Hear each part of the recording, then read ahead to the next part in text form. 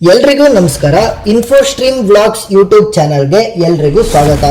ಈ ವಿಡಿಯೋದಲ್ಲಿ ನಾವು ಕೆಂಪು ಮಣ್ಣಿನ ಇಟ್ಟಿಗೆ ಮತ್ತೆ ಕಾಂಕ್ರೀಟ್ ಬ್ರಿಕ್ ಅಂದ್ರೆ ಸಿಮೆಂಟ್ ಇಟ್ಟಿಗೆಯ ಬಗ್ಗೆ ಕಂಪ್ಲೀಟ್ ಮಾಹಿತಿಯನ್ನ ತಿಳ್ಕೊಂತ ಹೋಗೋಣ.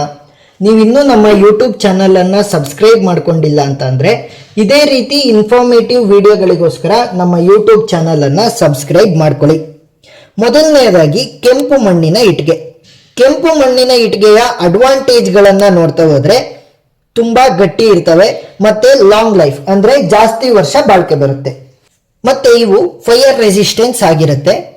ಇವುಗಳ ಡಿಸ್ಅಡ್ವಾಂಟೇಜ್ ಗಳನ್ನ ನೋಡ್ತಾ ಹೋದ್ರೆ ಕಾಸ್ಟ್ ತುಂಬಾ ಜಾಸ್ತಿ ಆಗುತ್ತೆ. ಯಾಕಂತಂದ್ರೆ ಇವುಗಳ ಸೈಜ್ ಸಣ್ಣ ಇರೋದ್ರಿಂದ ಇಟ್ಟಿಗೆಗಳ ಸಂಖ್ಯೆಗಳು ಕೂಡ ಜಾಸ್ತಿ ಬೇಕಾಗುತ್ತೆ.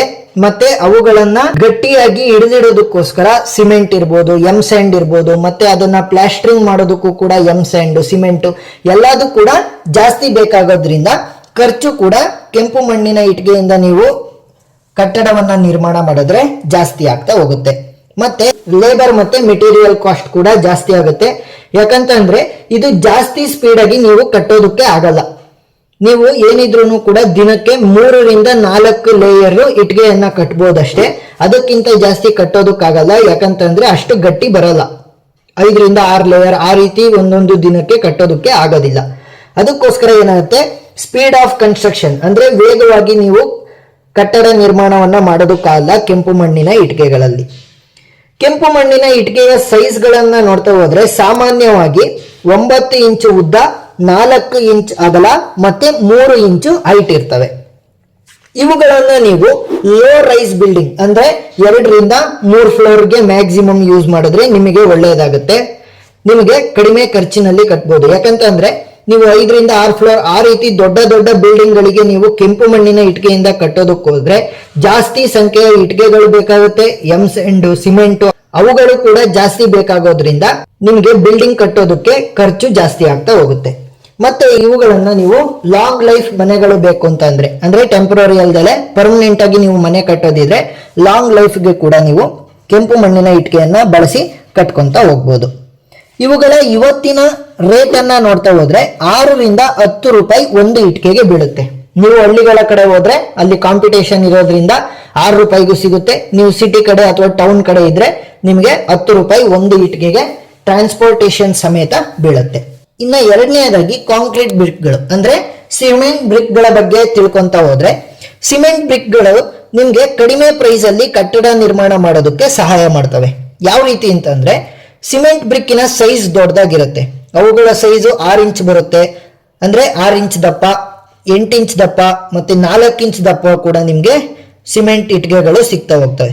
ಅದರಿಂದ ಏನಾಗುತ್ತೆ ಅಂತಂದ್ರೆ ಸಿಮೆಂಟ್ ಇಟ್ಟಿಗೆಗಳ ಸೈಜ್ ಜಾಸ್ತಿ ಇರೋದ್ರಿಂದ ನಿಮಗೆ ಈಸಿಯಾಗಿ ಬೇಗ ಕಟ್ಕೊಂತ ಹೋಗ್ಬೋದು. ಅಂದ್ರೆ ಕೆಂಪು ಮಣ್ಣಿನ ಇಟ್ಟಿಗೆಗೆ ನೀವು ಹೋಲಿಸಿದ್ರೆ ಅರ್ಧ ಸಂಖ್ಯೆಯ ಇಟ್ಟಿಗೆಗಳಲ್ಲಿ ನೀವು ಸಿಮೆಂಟ್ ಇಟ್ಟಿಗೆಯಿಂದ ಕಟ್ಟಡವನ್ನ ನಿರ್ಮಾಣ ಮಾಡಬಹುದು.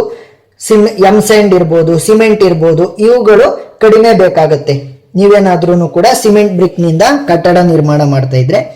ಹಾಗೂ ಇದರಿಂದ ನೀವು ಫಾಸ್ಟ್ ಕನ್ಸ್ಟ್ರಕ್ಷನ್ ಅಂದ್ರೆ ಬೇಗ ಕನ್ಸ್ಟ್ರಕ್ಷನ್ ಅನ್ನ ಮಾಡಬಹುದು.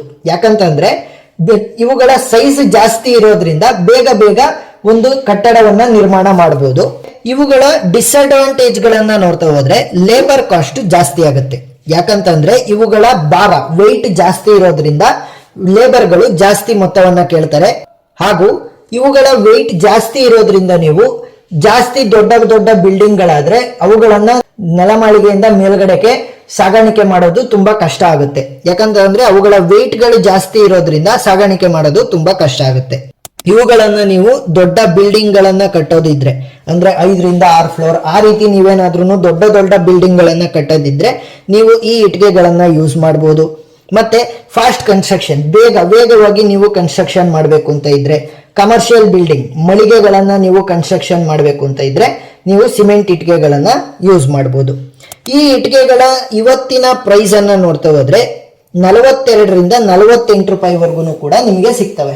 ಯಾಕಂತಂದ್ರೆ ನೀವು ಟೌನ್ ಸೈಡ್ ಅಲ್ಲಿ ಇದ್ರೆ ಒಂದ್ ಸ್ವಲ್ಪ ಜಾಸ್ತಿ ರೇಟ್ ಅಲ್ಲಿ ಸಿಗುತ್ತೆ, ನೀವು ಹಳ್ಳಿ ಸೈಡ್ ಇದ್ರೆ ಒಂದ್ ಸ್ವಲ್ಪ ಕಡಿಮೆ ರೇಟ್ ಅಲ್ಲಿ ಸಿಗುತ್ತೆ. ಆ ರೀತಿ ವೇರಿಯೇಷನ್ ಆಗ್ತಾ ಇರುತ್ತೆ. 42 ರಿಂದ 48 ರೂಪಾಯಿವರೆಗೂ ಕೂಡ ನಿಮಗೆ ಒಂದು ಸಿಮೆಂಟ್ ಇಟ್ಟಿಗೆಯ ರೇಟ್ ಬೀಳುತ್ತೆ. ಈ ವಿಡಿಯೋದಲ್ಲಿ ನಾವು ಕೆಂಪು ಮಣ್ಣಿನ ಇಟ್ಟಿಗೆ ಮತ್ತೆ ಸಿಮೆಂಟ್ ಇಟ್ಟಿಗೆ ಅಂದ್ರೆ ಕಾಂಕ್ರೀಟ್ ಬ್ರಿಕ್ ಗಳ ಬಗ್ಗೆ ಕಂಪ್ಲೀಟ್ ಮಾಹಿತಿಯನ್ನ ತಿಳ್ಕೊಂತ ಹೋದ್ವಿ.